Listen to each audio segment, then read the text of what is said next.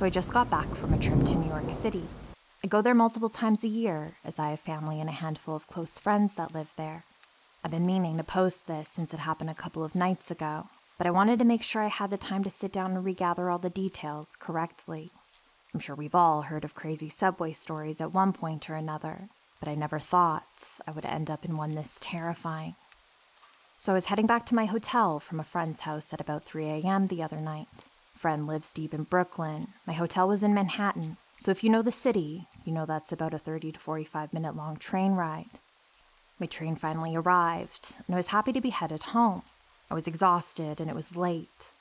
My trip had been going unexpectedly well up to this point, so I had faith I'd be able to get home with no worries, especially since the trains and streets were basically empty at this hour. The train was brand new and had just been cleaned, something I'd never seen before. Hell, it even smelled like new car and still had fresh mop water on the floor. There was only about 3 other people on my train, all minding their own business. So far, so good. About 2 stops into the train ride, a man that looked like he was in his late 20s stumbled into our train car mid-ride through the connecting doors of the cars. He had on a Nike ski mask, a shiesty mask, if you know you know, which usually isn't a good sign on a nice 70-degree night in general context, but I'm not one to judge by appearance. Plus, I know the shiesty mask is sort of a trend nowadays, so I didn't think too much of it at first. He sort of hobbled in and was clutching his stomach, almost if he was concealing something or hiding a wound. His eyes were bloodshot red, and at first I thought it was because he was high or something. He immediately hobbled into the nearest corner and sort of sulked into the corner, facing it, until the next stop. He then ran out the closest door and erupted into the most painful crying I've ever heard. He was just screaming, moaning, and crying, all while stumble running alongside the stopped train on the platform, still clutching his stomach, screaming things like, "Why?" and gasping through his tears. Keep in mind, I'm sitting in the middle of the train facing away from the side he got off, so I'm kind of breaking my neck behind me as he's running behind me to watch what's going on. He then ran back inside the same car, through the door on the opposite side of the car now. He was on my right before, now he's on my left. There's no one in between me and him now, since everyone else was closer to the right side. He did the sulking while facing into the corner thing on the other side of the car now, but this time he kept crying and yelling things like, "Why?" again. But he was crying so hysterically that it was hard to make out a lot of what he was saying. From the certain words I gathered, though, I'm almost positive that a very close friend of his had just gotten killed or something. It's the only thing that would explain the way he was acting and the things he was saying. Plus, he was suited up like he had just gone back from a street mission gone bad or something. At this point, everyone on the train was frantically flicking their eyes over to him every few seconds. You could tell they were panicked, but not trying to cause a scene about it or rile him up more. I was getting a little sussed out myself, but I had seen and heard about worse on the subway. And if someone he knew had really just died, then I honestly just felt horrible for the guy before anything else.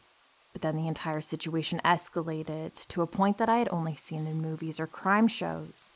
The man stayed in his corner, crying, screaming, and muttering things to himself for another 3 minutes or so, all while still clutching his stomach as if he was concealing something. I'd definitely seen a black object in his hands by this point, but I couldn't tell if it was big enough to be a gun or not. After I saw this, I tried not to take my eyes off of him for too long at a time, since I was the closest person to him, but I also didn't want to stare.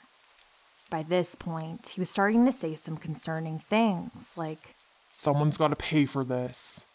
And then he would just repeat it louder and louder. And then he burst into a dialogue that made my heart fucking drop. Keep in mind, he's still facing the corner, hunched over, clutching his item. "All you motherfuckers sitting on this train right now, y'all gonna feel me tonight. You hear me? Y'all gonna feel me tonight. And y'all gonna fucking hate it too. Oh my god. Y'all are gonna fucking hate this. Y'all gonna hate me." He kept getting louder and louder as he was saying this, to the point where he was basically screaming by the last part. I don't know what he said after that, because as soon as that train stopped next, I fucking bolted. He was screaming shit at me as I got off, but I couldn't hear it. I definitely wasn't trying to turn back. I ran back up to the nearest street exit, chain-smoked a couple cigarettes, and waited 20 minutes for the next train to come. I've seen enough in my life to know that this wasn't a situation I was willing to gamble with, at all. I pray the last 3 people in that train got home safe, and nothing happened.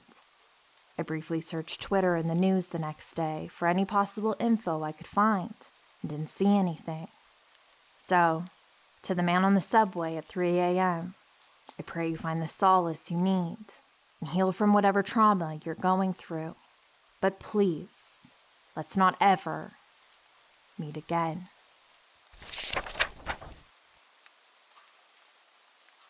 This happened in 2014 and 2015.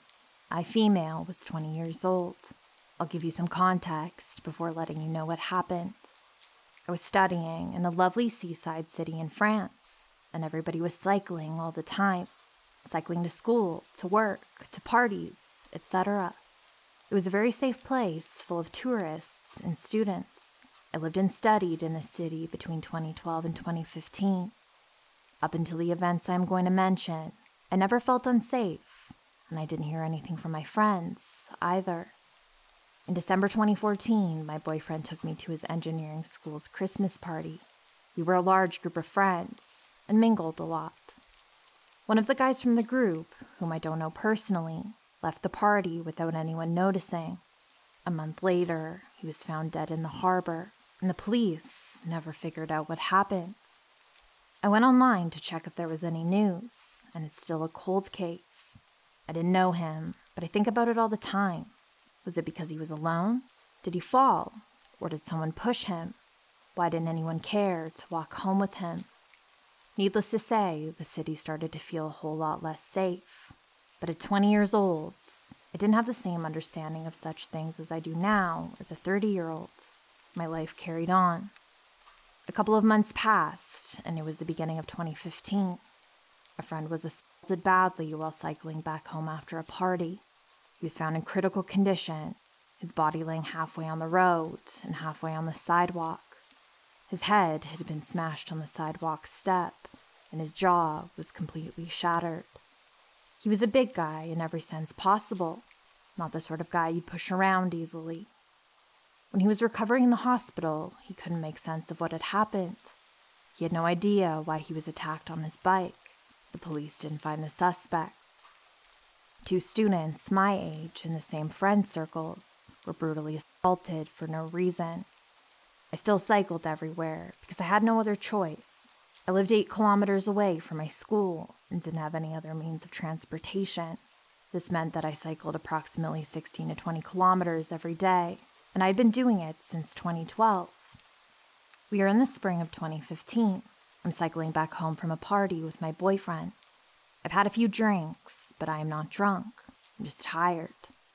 My boyfriend is annoying me because he's not waiting for me, and the distance between us keeps getting bigger. Suddenly, someone jumps on me. He appears from nowhere and kicks my bike to the floor. I've been cycling so much, I'm so used to the bike.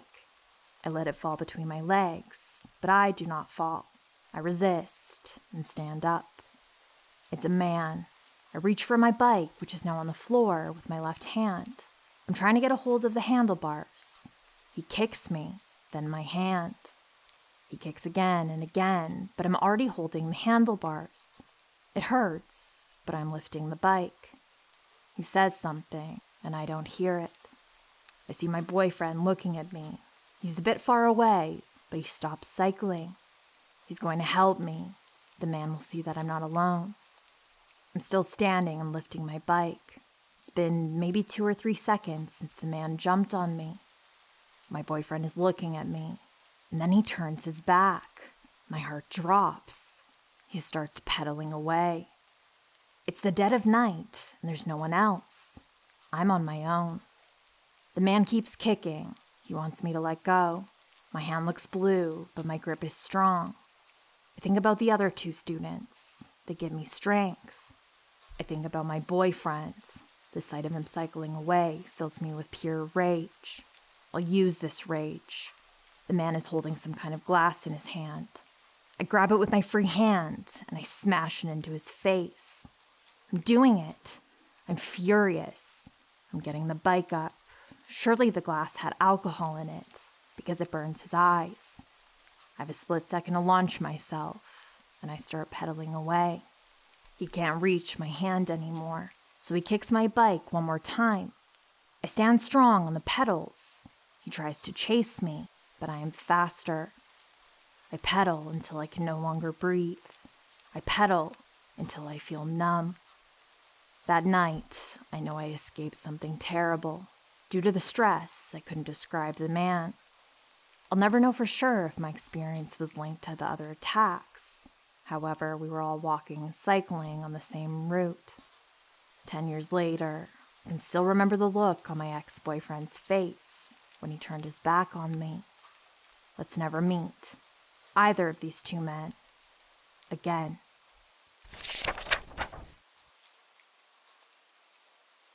About 13 years ago, when I was 22, I was driving home after having dinner with my folks. I lived alone at the time in a townhouse unit located in a low-income area notorious for crime. It was late at night, around 10:30 p.m., Saturday night. Somewhere during the half-hour drive home, I noticed a white utility following the same route I was taking. I didn't think much of it at the time, as there was a reasonable amount of traffic around, and the roads I took home were single-laned. At my unit, there was limited angled parking out in the front, and although it wasn't reserved for tenants, the spots were almost always filled with my neighbors' cars. It was a dark, residential area. I pulled in between two cars. Then I noticed the white utility pull into the last available spot. I thought it was strange, as I didn't recognize the car as being one of my neighbors. I had a bad feeling, so I busied myself, pretending to organize my things to take inside my house. Maybe he was lost and checking his map? Who knows? After a few minutes, I decided to leave the car. Then he started whistling to get my attention, like how you'd whistle to a dog. I was standing by my car, keys in my hand to open the front door, which was only 10 meters from where I stood. "Can I help you?" I asked, totally feeling the bad vibes now. Although it was dark, I could make out a man of about 30, maybe Greek or Italian, heavy-set, with long hair, and tight, greasy ringlets. "What are you doing tonight?" he inquired, throwing his cigarette butt out the window. Thinking quickly, I said I was visiting my boyfriend, and headed to my door. By the time I had locked and peered out the upstairs window, he was gone. 2 months later, I was leafing through the local newspaper when I recognized the face sketch on the police report page. It's that friggin' guy. He'd whistled at a woman in the supermarket car park just down the road, like I had experienced. But she had approached his car, and bam, he tried to pull her in. Luckily, she broke free and reported it to the police. The article asked for anyone with information to call the local detective, so obviously I immediately got on the phone. The detective was unavailable, and I never got a call back. I still wonder if they found that guy.